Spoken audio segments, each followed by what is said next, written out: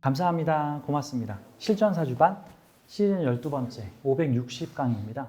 자, 이 강의도 지금은 단종된 시즌 4에 있는 내용 중에서 이거 묻히기 아깝다, 좀 되살리고 싶다 하는 강의를 다시 한번 좀 되살린 내용이에요. 자, 560강의입니다. 제목은 겁재에 관을 세워주고 그 관을 물려받는 사주. 부제는 겁재와의 공생. 영혼은 스스로 모순을 만들어 자신을 시험한다. 이 사주의 특징은 겁재 너머에 있는 것이라는 개념으로 좀 제목이 좀 여러 개가 있죠. 오늘 좀 설명을 드릴게요. 두 개의 사주 샘플을 보여드리면서 좀 설명을 드리도록 하겠습니다. 이 사주하고 영성학을 좀 합쳐서 좀 설명을 드릴 때 제가 이런 얘기를 하잖아요. 이 세상은 다 내 마음이 만들었다. 내 마음, 내 의식이 만들었다. 근데 의식이 만든 게 맞아. 근데 문제는 그 다 내 마음대로 되는 게 아니고 내가 의식의 영역의 일부만 이렇게 내 거야. 요게 내 직할 영역이야. 이 의식은 내가 내 마음대로 할 수 있어. 근데 얘네들은 무의식이에요.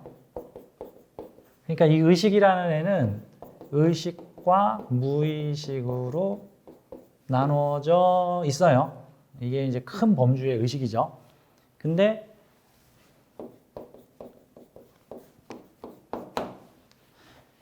이 전체가 다 나인데 이게 다 난데 이건 큰 범주의 나고 우리가 일반적으로 인지하는 작은 범주의 나는 요게 나예요. 요게 나. 그리고 사실 이 우주는 이것만 있는 게 아니라 어마어마하게 있는데 사실 그 안에서도 일종의 요범주가 난 거야. 마치 비유를 하자면 태양계 안에서 우리가 인지할 수 있는 가까운 우주는 태양계라고 보는 거고 우리가 평생 여행할 수 있는 범위는 태양계 정도의 범위인데 근데 사실 우주가 태양계가 끝이 아닌 거야. 안드로메다도 있고 은하계도 있고 성계자리도 있고 북극성도 있고 엄청나게 멀리 있는데 거기는 정말 넘사벽인 거죠. 그러니까 칼융 선생님이 자기화라고 하는 용어를 만들어내셨는데 이 칼융 선생님은 어떻게 봤냐면 우리 안에 작은 나와 큰 나가 있는데 이 셀프와 에고가 있는데 에고, 작은 나, 나를 나라고 인지하는 의식, 에고와 셀프, 실은 전체, 진짜 나, 참 나, 원래 나, 본연의 나가 있어서 우리의 삶은 에고가 셀프를 찾아가는 과정이다라고 얘기를 해줘서 이거를 자기실현이라고 이제 표현을 한 거예요. 그 자아실현이라는 말도 있고 자기실현이라는 말도 있는데 이게 이제 칼융 심리학에서는 이 용어가 다릅니다. 일반적인 사회 심리학에서는 자아실현이나 자기실현이나 비슷하게 볼 텐데 자아의 이상을 실현하나 보다, 해보고 싶은 거를 해보고 살아가나 보다 정도로 보지만 이 칼융 선생님의 심리학에서는 작은 나와 큰 나가 있는데 작은 나가 의식을 확장하여 큰 나가 되어가는 과정이 바로 우리의 인생이다라고 이렇게 표현했던 거고 우리는 삶을 통해서 무의식에서 아직 발현되지 않은 많은 것들이 우리의 삶에 발현되면서 우리의 의식을 키워나가는 것이다 라고 얘기를 하셨어요. 근데 그분은 심리학자신데 영성학적인 얘기를 하신 거야. 아마 분명 전생에 어디 수도를 하셨던 분이셨겠지, 동양에서. 그런 느낌이죠.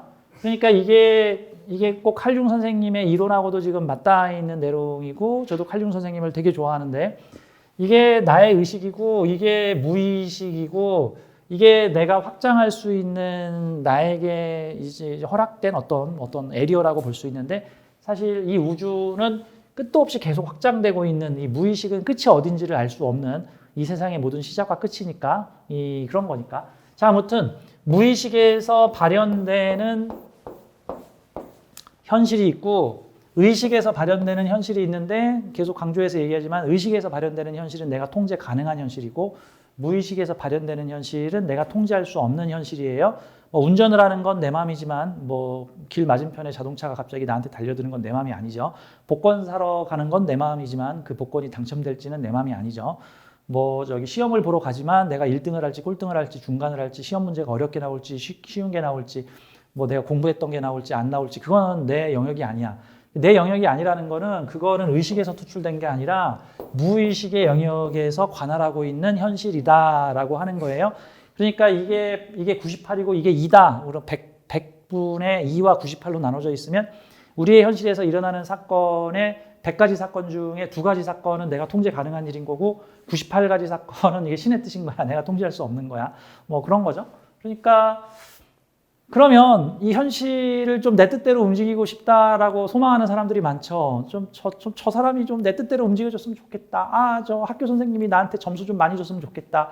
아, 오늘 나를 태우러 가는 운전기사가 운전 좀 잘했으면 좋겠다. 아, 오늘 면접 볼 때 면접관이 나를 좀 합격 시험을 내줘줬으면 좋겠다. 아, 이왕이면 좋은 학교에 합격했으면 좋겠다. 뭐 이런 것들이 내가 세상을 지배하고 통제하고 싶은 내 마음들이잖아.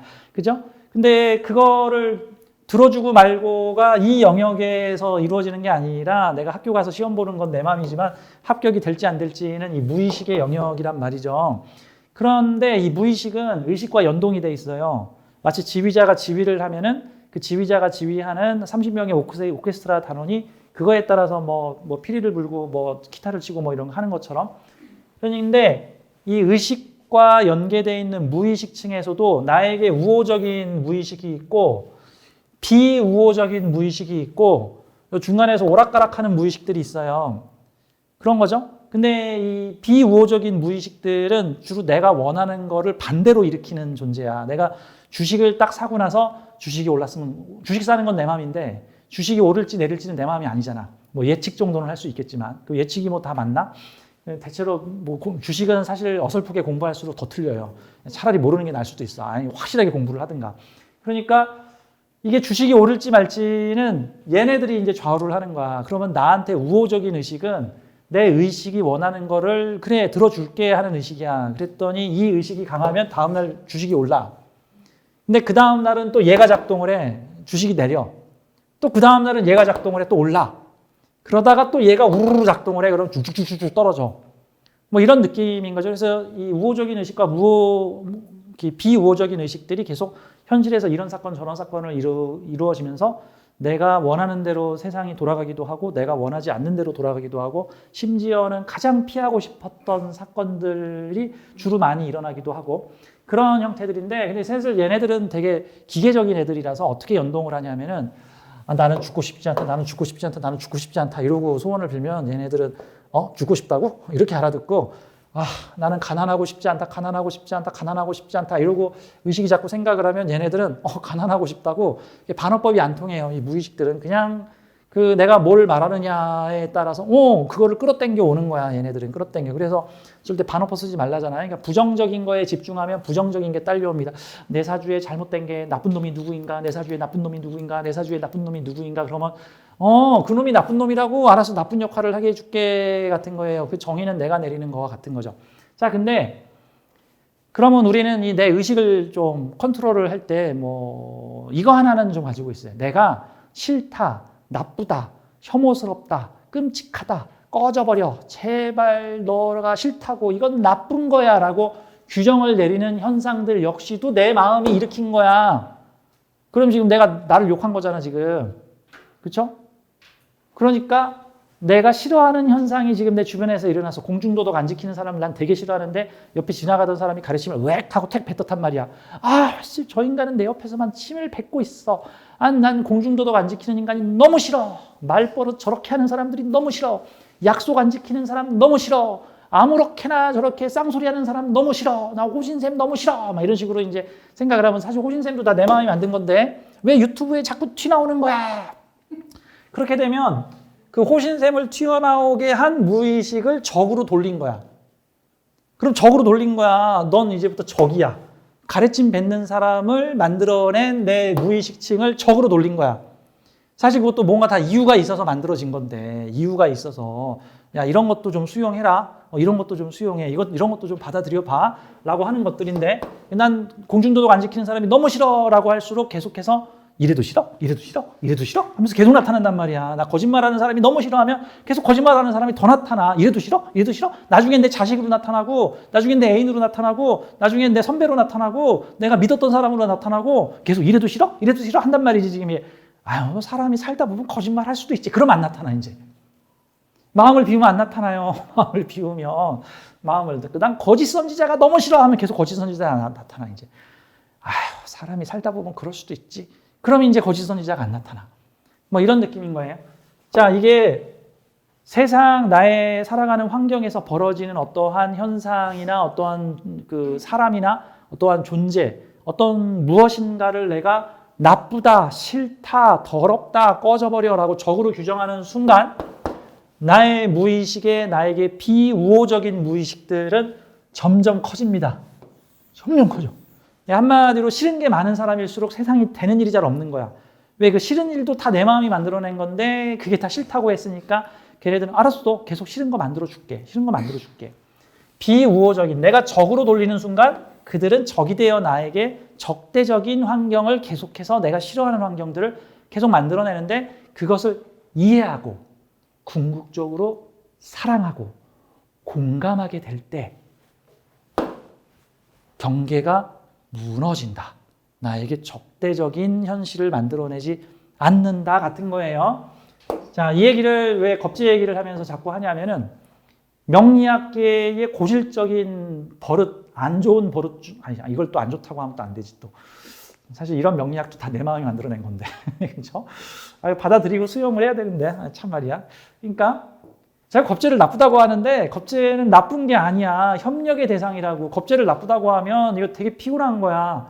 제가 가끔 강의 때 자주 얘기하지만 겁제는 나하고 비대칭적인 기운이기 때문에 내가 잘하는 건 걔가 못하고 내가 못하는 건 걔가 잘하고 나의 장점은 걔의 단점이고 전쟁으로 치자면 탱크하고 드론의 싸움이라고. 그 200억짜리 탱크하고 2천만 원짜리 드론하고 붙으면 드론이 이겨요. 이게 말이 되냐고. 그러니까 탱크하고 드론은 친하게 지내야지 탱크가 드론을 적으로 간주를 해버리면 이제 맨날 부딪히는 거야, 둘은. 자, 그런 거야. 내 사주의 겁제는 나의 비대칭 전력이야. 내가 못하는 걸 척척 해내는 사람들이라고. 그게 이제 내 인격 수준이 평균 이하면은 이제 시기 질투가 되는 거야, 이제. 어떻게 내가 못하는 걸, 어떻게 나보다 저렇게 예쁘지? 어떻게 나보다 저렇게 말도 잘하지? 어떻게 나보다 저렇게 학교도 잘 좋은 데 나왔지? 어떻게 쟤는 저런 사람하고 다니지? 뭐 이런 형태잖아. 내가 못 가진 걸 가진 거야. 그리고 내가 가진 걸 또 걔는 못 가졌어.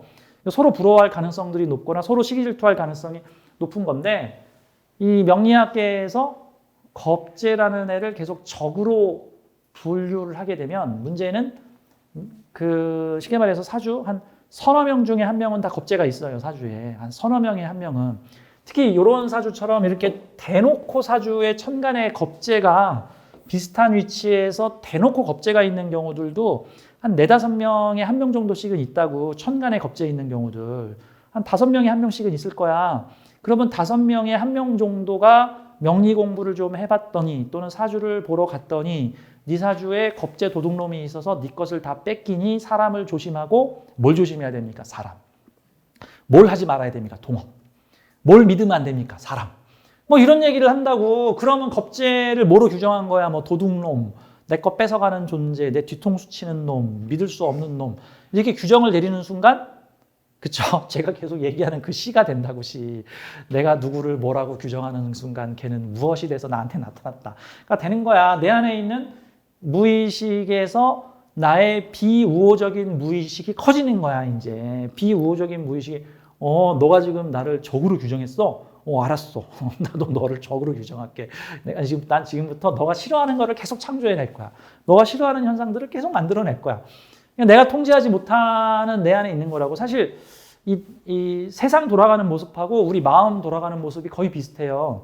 보자고. 우리 마음 속에는 정치가 계속 이루어져 있고 우리 마음 안에는 정부가 있다고. 정부. 자, 보죠. 대한민국에 5천만 명의 사람이 있는데 우리가 여기서 대표를 뽑았죠. 그래서 정부를 만들었죠. 그래서 뭐 국회, 뭐 행정부, 뭐 입법부, 사법부 해가지고 만들어놨잖아. 대통령, 우리나라는 그 대통령 중심제니까 아무래도 중앙 집권적 권력을 가지고 있으면서 의회에서 이걸 견제하게끔 이렇게 만들어놨는데, 근데 그러니까 어떻게 보면은 대통령과 참모들과 대통령실과 여러 행정 관료들이 그리고 그들이 관리하고 있는 한 수십만 명의 공무원, 대한민국 공무원이 몇 명이나 되는지 잘 모르겠는데 한 수십만 명 되겠죠? 뭐 100만 명은 안 넘겠지? 뭐 수만 명에서 수십만 명 될 거예요. 그러니까 정부에서 직할로 다룰 수 있는 사람이 바로 공무원이야. 몇 시에 출근해라, 몇 시까지 퇴근해라, 무슨 일을 해라, 무슨 4대강 사업을 할 테니까 뭘 어떻게 해라, 뭐 방방 곳곳에 뭐 광고를 내고 다녀라. 직할로 관리할 수 있는 사람들은 바로 공무원들 뿐이라고. 그러면 5천만 명 중에서 수십만 명이 대통령이라고 하는 에고가 직할로 관리할 수 있는 사람이지. 근데 그거 가지고 나라가 돌아가나? 백성들이 지지를 해야 돼. 그러면 대통령이 백성들이 지지를 할 수도 있고 백성들이 지지하지 않고 탄핵을 하겠다고 막 들고 일어날 수도 있어. 그런데 백성들이 성향이 다 달라. 뭐 진보적인 사람도 있고 보수적인 사람도 있고 이게 좋다고 하는 사람도 있고 저게 좋다고 하는 사람도 있고 이런 정책을 지지하는 사람도 있고 저런 정책을 지지하는 사람들도 있어. 근데 대체로 이 국민들의 지지가 떨어지는 정책을 계속 펼치게 되면 점점 지지도가 떨어져가지고 나중에 뭘 좀 하자 그래도 국민들이 안 따라. 심지어는 나중에는 공무원 세력들까지 이탈을 하기 시작을 하고 뭐 양심 선언 같은 걸 하기도 하고 뭐 알아서 뭐 비밀 사항들을 막 언론사에다 폭로를 해버리기도 하고 이런 상황들이 나타나는 거죠. 그러니까 대통령이 뭘 좀 하려고 하는데 따라주는 국민이 없다라는 게 의식과 무의식이 서로 척져가지고 충돌할 때의 얘기고 대신 대통령의 지지도가 만약에 높다. 뭐 대통령의 지지도가 한 60%에서 70%에 달한다. 그러면 내 무의식층의 60%나 70%가 의식을 도와주려고 한다고. 의식이 뭔가 나 공부를 열심히 해서 무슨 대학을 갈 거예요? 그랬더니 국민들이 그래 도와줄게. 너한테 공부 잘 시켜주는 선생님도 내가 창조하고 너 시험 볼 때 너 합격시켜주는 면접관도 내가 만들어내고 내 공부할 수 있는 면학 분위기도 만들고 네 부모들 너 학비 될 수 있도록 내가 도와줄게 하는 현실들을 만들어내게 되는 거죠. 그러니까 우리 안에 사람들이 그 정치 욕을 하는데 일단 자기 정치부터 잘해야 돼. 내 안에 정치를 잘해야 돼. 내 안에 의식들한테 민주주의를 만들어줘야지. 내가 독재를 하게 되면 소수의식이 다수의식을 휘두르려다가 오히려 다수의식한테 끌려가 버리는 그게 뭐죠? 인기 없는 정부 있잖아요. 인기 없는 정부. 대통령 지지율 30% 미만인 정권들은 뭘 하자 그러면 뭐 국민들이 잘 안 따라. 뭐 70%가 반대를 해. 30% 정도만 따라간다고. 이러면 이게 나라가 뭘 좀 합시다 할 때 잘 안 움직이잖아. 마찬가지야. 나도 그 자존감이 있는 사람들은 이게 70%가 나를 좋아하는 거고 자존감 없는 사람들이 30%만 나를 좋아하는 거야. 70%가 나를 싫어해. 70%가 나를 싫어해. 우리가 왜 이런 대통령을 뽑았을까? 정말 저 대통령 마음에 안 드네. 이런 소리 듣고 있어봐. 대통령이 뭐 하자 그러면 돼? 내가 대통령이야. 내 마음의 대통령인데 내 안에 70%가 나 너 싫어. 나 너 싫거든? 네가 뭐 하는 건 하나도 안 도와줄 거거든? 그럼 이게 자존감이 떨어지면 그 70%의 의식에서 투영된 사람이면은 10명 중에 7명이 날 좋아하겠어? 안 좋아하겠어? 10명 중에 7명이 나를 싫어해. 내가 나를 싫어하기 때문에. 내가 나에 대한 자신감이 없으면, 그러니까 내가 나에게 대하는 태도가 우주가 나에게 대하는 태도야. 사실 내 마음이 투영돼서 내 세계를 만들고 있기 때문에 왜 신은 나한테 나를 힘들게 하십니까? 내가 지금 내 마음 상태에서 그게 이루어져 있기 때문에 그게 반영돼서 투영돼서 나타나는 태도다 같은 거예요. 자, 그러니까 우리가 비견겁제, 명리학에서 비견겁제, 비견은 나 같은 사람이고 겁제는 나와 음양이 다른 사람, 상호 대칭을 이루는 존재 같은 게, 그러니까 이 사람 저 사람이란 뜻이야. 한마디로 사주의 비견겁제는 이 사람 저 사람인데 명리학의 십성을 보면서 이거는 좋은 거, 이거는 나쁜 거, 이거는 나쁜 거 이렇게 보지 말자고. 이렇게 보면 돼. 다 필요한 거. 다 필요한 거. 예를 들어서 한 나라의 대통령은 어느 정치 세력의 대통령이 아니야. 몰라. 대통령이 되기 전까지는 어느 정치 세력의 대표일 수도 있고 어느 정치 세력을 대표할 수도 있어. 하지만 대통령이 되는 순간 모든 국민의 대표야. 그러니까 내가 만약에 진보 세력의 대표였는데 대통령이 됐어. 그러면 보수는 내 백성 아니야? 그럼 보수는 다 아우지탕만 보낼 거야? 아니잖아. 내가 보수 세력의 대표였는데 대통령이 됐어. 그러면 진보는 적이야? 다 좌빨이야? 다 빨갱이야? 아니잖아. 북한 공작원에 지시받는 사람들이야? 적대시하면 안 돼. 내가 대통령이 되는 순간 진보든 보수든 모두 품어야 돼. 적어도 속으로는 궁시렁거릴 수 있어도 겉으로는 우리 국민들 감사합니다 해야 되는 거지. 너 나 안 뽑았지? 난 너를 위한 정책 안 쓸 거야. 그럼 이제 그 사람들도 알았어. 나도 너 하자는 것 도시락 싸들고 다니면서 못하게 할 거야. 이런 형태. 그래서 세상이 평화로워지려면 내 안에서 좋고 나쁜 구분을 최대한 좀 줄여야 돼. 다 줄일 수는 없지. 우리의 에고도 먹고 살아야 되는데 에고는 좋고 나쁨을 구분해서 존재하기 때문에 그게 좋고 나쁜 거를 구분하지 않는 도인의 상태가 되면 내 에고가 사라져요. 내 에고가 힘들어해. 그러니까 일단은 사실 우리 지구별에서 에고놀이 하려고 지금 온 건데 또 에고를 또 너무 안 하면 곤란하잖아. 근데 에고 놀이를 너무 심하게 하면 인생이 너무 힘들어. 그러니까 좋고 나쁜 분별을 가급적이면 줄이고 웬만하면 다 필요하니까 존재하겠구나. 다 필요하니까 나타난 현상이겠구나. 필요하니까 나에게 이런 일들이 벌어졌겠구나. 뭐 내가 좀 빡센 훈련을 하려고 내가 프로그램을 좀 빡세게 짰나 보구나. 뭐 이렇게 봐야 되는 거지. 그래서 결론적으로 우리 명리학에서 겁재를 도둑놈, 탈재의 신, 뭐 나쁜 놈 이런 형태로 분류를 해버리는데 뭐 사주를 잘 모르고 그런 얘기를 그냥 무비판적으로 듣게 되면은 내 사주에 겁재가 나쁜 놈인데 이제 명리학에서 나쁜 놈을 귀신이라는 말로 표현을 하죠. 귀신, 기피할 기. 난 너가 싫어. 기피할 기를 써서 귀신이라고 하는데 겁재는 귀신이 아니라 함께 공존해야 될 협력의 대상이다. 라는 주제를 말씀드리고자 오늘 이 사주를 좀 소개를 해드릴게요. 겁재의 관을 세워주고 그 관을 물려받는 사주. 겁재와의 공생. 영혼은 스스로 모순을 만들어 자신을 시험한다. 자, 겁재 너머에 있는 것에 대한 내용을 볼게요. 이 가운데 있는 분이 주인공입니다.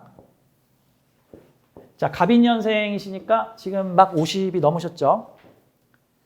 자, 갑인년, 무진월, 기해일, 병진시 남자분인데 이분은 좀 특이한 인생을 사셨어요. 근데 이 사주의 특징이 뭐예요? 지금 이 사주에서 가장 강한 세력을 가지고 있는 십성이 뭡니까? 가장 강한 세력을 가지고 있는 거. 토죠, 토. 토가 제일 강하죠. 게다가 사주에서 제일 중요한 자리가 어디예요? 월지, 월주. 이게 월지 또는 월주. 사주에 내가 살아가는 사회를 배경으로 하고 있죠. 근데 내가 살아가는 사회를 나타내는 글자가 죄겁재야. 그럼 내가 살아가는 사회가 나의 사회야, 겁재의 사회야? 내가 중심이야, 겁재가 중심이야? 맞아, 겁재가 중심이에요. 겁재가 중심이 되는 사회야. 그럼 이 겁재가 어떤 겁재인지를 알려면 그 옆에 무슨 글자 붙어 있는지 보면 돼. 그러면 이 겁재가 간판을 이렇게 세우고 있죠. 그러면 이 겁재는 어떤 겁재라고 얘기할 수 있어요? 간판 가진 겁재, 맞아. 관성 가진 겁재. 관을 끼고 있는 겁재야. 자, 근데 이렇게 보자고. 어느 마을이 있는데, 어촌 마을이 있는데, 여기 저 물고기 잡는 호수가 있고, 여기 A 마을이 있고, 여기 B 마을이 있어. 근데 길이 하나야. 그러면 이 호수는 이거 누구 거라고 봐야 돼, 이거? A가 가까워, B가 가까워? 아니, 왜 A 거야, A 거. 그러면 A는 어떤 마을이냐면, 호수 낀 마을이야. 근데 이 호수에서 물고기가 많이 잡혀. 그죠? 이 호수 낀 마을이고, 그럼 이 B도 여기 가서 물고기 잡아야 돼. 그럼 A하고 친하게 지내야 돼? 적대적으로 지내야 돼? 그렇지. 친하게 지내면 먹고 살만해지는 거고, 얘하고 사이가 안 좋으면 이제 인생에 애로가 꼽히는 거예요. 근데 이걸 가지고 A가 호수를 독차지했으니 A가 나쁜 놈이니 A는 적이니까 A랑 상종을 하지 말아야 된다. 그럼 어떻게 살 건데? 어떻게 살 건데 A하고 상종을 안 하면 A가 좋은 거 다 가지고 있는데 여기에 만약에 재관의 호수라고 쳐봐. 그럼 이게 사람 관계를 통해서 재관을 취하는 형태가 되는 거야. 자, 우리나라에서 기름이 한 방울도 안 나. 그래서 우리나라는 저 산유국하고 원만한 외교 관계를 통해서 산유국에서 기름 사와. 근데 만약에 내가 우리나라가 다른 산유국들하고 사이가 겁나게 안 좋아 봐. 그럼 이게 돈 주고도 못 사와. 못 사온다고 지금 후티가 지금 해협의 입구를 막고 지금 미사일 날려대고 있잖아. 미친 애들이 하나 생겼잖아. 지금 깡패가. 뭐 그런 거죠. 걔는 다 사이가 안 좋아. 서방 국가들하고 그 후티라는 애들은. 뭐 이런 느낌인 거죠. 얘가 후티면 곤란하잖아. 우리 편이어야지. 그럼 이 사주는 이 겁재가 어떤 겁재냐면은 정관 가진 겁재야. 그러면 큰 조직 가지고 간판 가지고 그러면 요게 이 사주의 기업이라고. 직장 기업이고 그러면 이 직장 기업을 꿰차고 있는 겁재라고.